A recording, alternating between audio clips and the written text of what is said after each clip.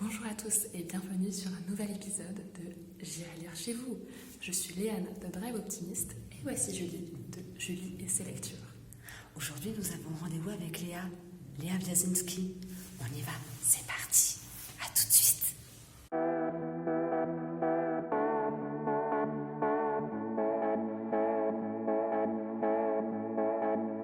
Bonjour Léa, merci de nous accueillir dans ton salon. Est-ce que tu peux en quelques mots te présenter et dire quelques mots sur toi? Bonjour les filles, déjà je suis très contente d'être là, que vous soyez là plutôt.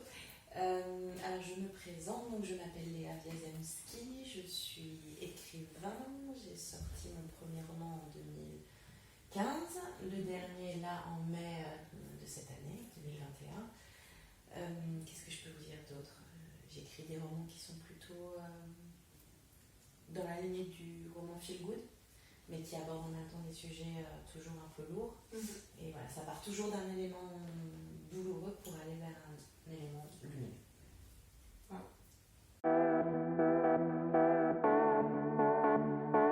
Léa, peux-tu nous dire quel a été ton parcours d'écriture et de quoi t'inspires-tu? Écris-tu le matin, le soir?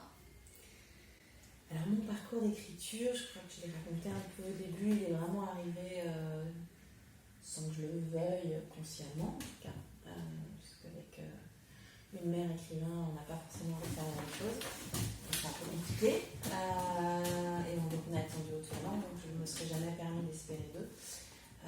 Et puis moi j'étais comédienne et ça s'arrêtait là. Comédienne et serveuse bien sûr, mais voilà.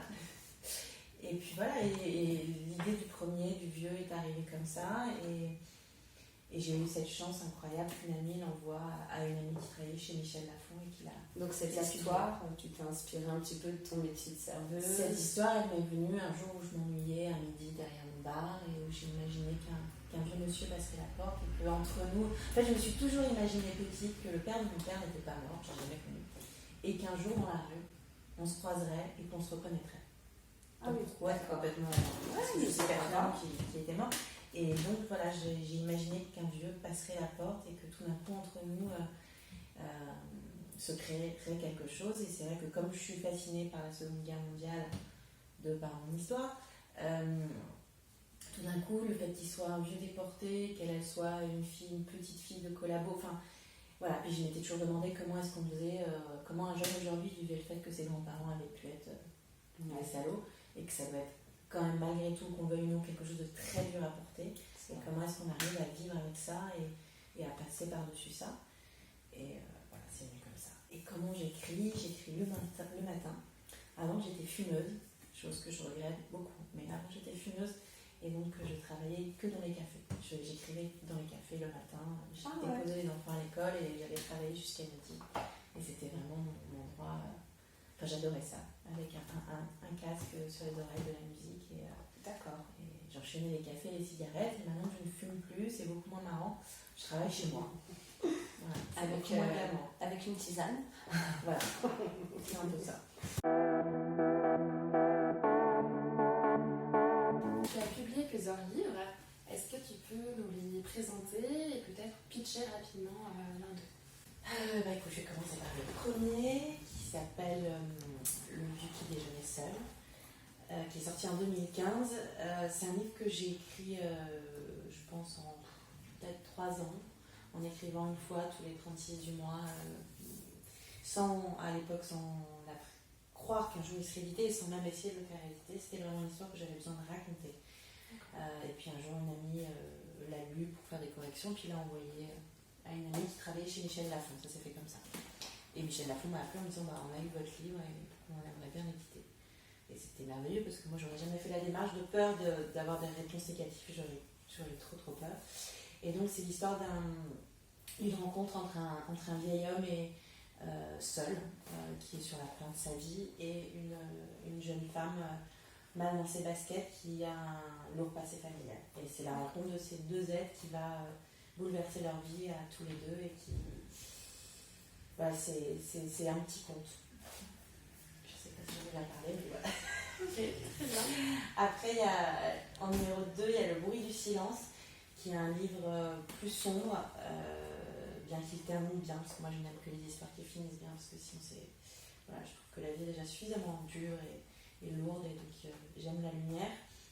C'est l'histoire d'un père et sa fille qui ne se sont pas parlé, jamais parlé, et particulièrement depuis la mort de la mère de la jeune femme, et donc de la femme de François, et ils vont se retrouver coincés dans leur maison de famille un soir de neige, et ils ne vont pas avoir d'autre choix que de se parler pour la première fois et de se dire les choses, et donc c'est sur les secrets de famille, sur les non-dits, sur le silence qui tue et qui fait mal.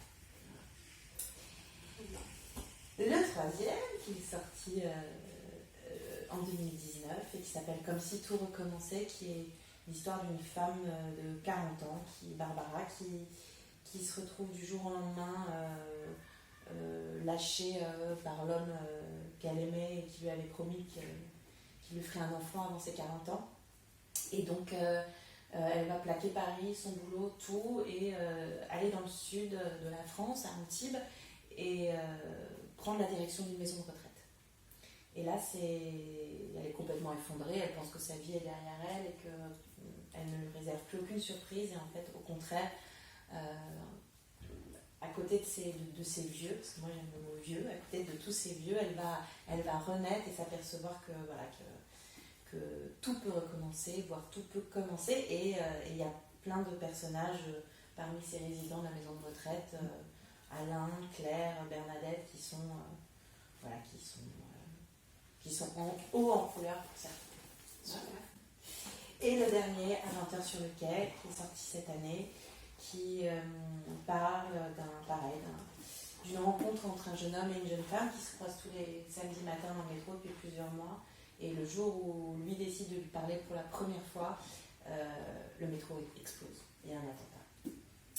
Et c'est la vie de tous ces quelques personnages qui sont dans le métro à ce moment-là. Il y a Christian Clochard, il y a une petite fille, Estelle, qui va se réfugier dans les bras d'une vieille dame, Nina. Il y a un accordéoniste, un jeune accordéoniste. Et puis il y a ces deux personnages-là. Et en fait, ça va être la quête du jeune homme de Raphaël pour retrouver cette jeune femme dont il ne connaît ni le prénom, ni le nom. Voilà. Et c'est sur la reconstruction, comment est-ce qu'on se reconstruit après un drame pareil. Donc c'est très noir au début, puis après ça va vers la joie. Vers la lumière.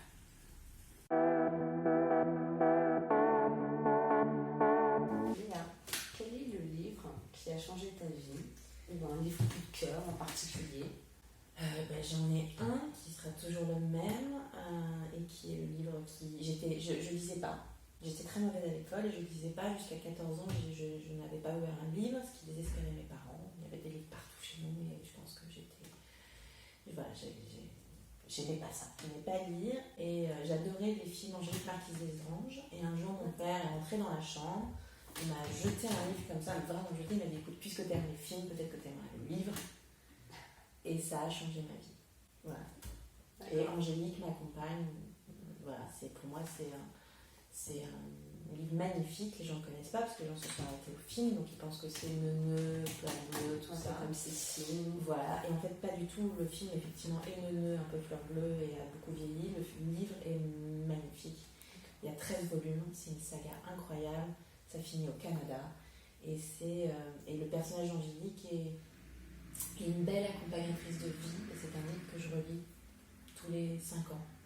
Voilà. Et à chaque fois, je suis émerveillée par ce qu'il m'apporte. C'est un Angélique Marquise des Anges. Pour moi, je ne dis pas que c'est le plus grand roman, pas du tout, parce qu'évidemment, l'écriture n'est pas forcément incroyable, mais c'est ce que ça transmet, ce que ça fait vivre. Et toutes celles à qui je l'ai fait découvrir sont tombées amoureuses des personnages. Ouais. Voilà. Ok. Donc grâce à lui, je lis, j'ai fait de l'histoire, et peut-être que j'écris aujourd'hui. Voilà. Très bien. Quels sont tes projets et qu'est-ce qu'on peut te souhaiter pour la suite? Alors mes projets, là tout de suite j'ai un tournage qui va démarrer la semaine prochaine, donc je suis très contente pour une nouvelle série pour France Télé. Donc ça c'est très chouette, on va tourner en Bretagne. On va avoir froid, ça va être bien. Non, ça va être très sympa. Et puis au niveau je vais me remettre très vite à écrire. J'ai une idée.